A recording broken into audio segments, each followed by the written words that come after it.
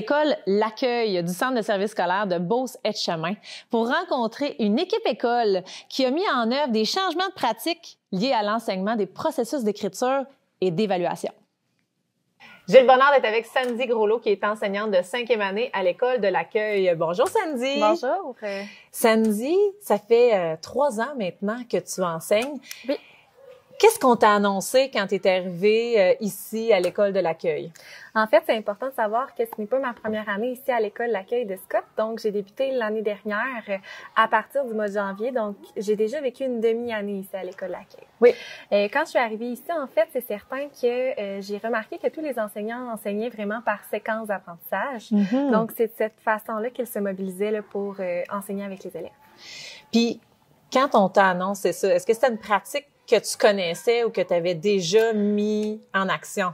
J'en avais déjà entendu parler, mais je peux pas dire que je l'avais déjà mis en action. Donc, ça a vraiment été une belle opportunité pour moi là, de le vivre concrètement sur le terrain. Puis comment tu as réagi quand on t'a appris que tu allais justement mettre en action les séquences d'apprentissage en écriture? Bien, j'ai réagi de façon super positive parce que pour moi, c'est vraiment une opportunité pour venir construire mon identité d'enseignante, pour construire mon identité professionnelle.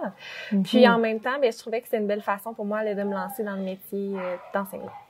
Fait que qu'est-ce que tu dirais comment tu te décrirais par rapport à ton ouverture face à cette nouvelle façon de faire là, que tu allais mettre en action? Oui, effectivement. Bien, j'étais vraiment très ouverte puis j'étais prête aussi là, à me lancer dans ce nouveau défi-là.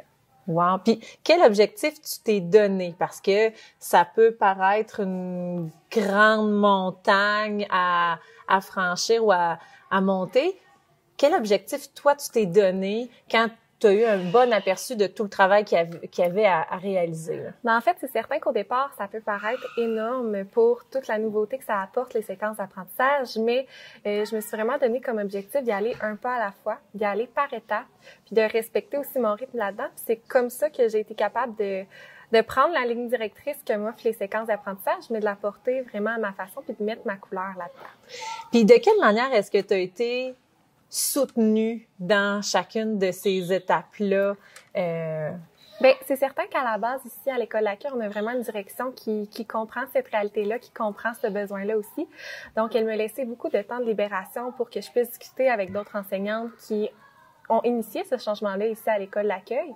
Donc, elles m'ont partagé des ressources, elles m'ont partagé leur façon de faire. C'est ce qui m'a permis après de moi vraiment comprendre la ligne directrice puis de le mettre à ma façon, de venir l'inclure dans ma classe.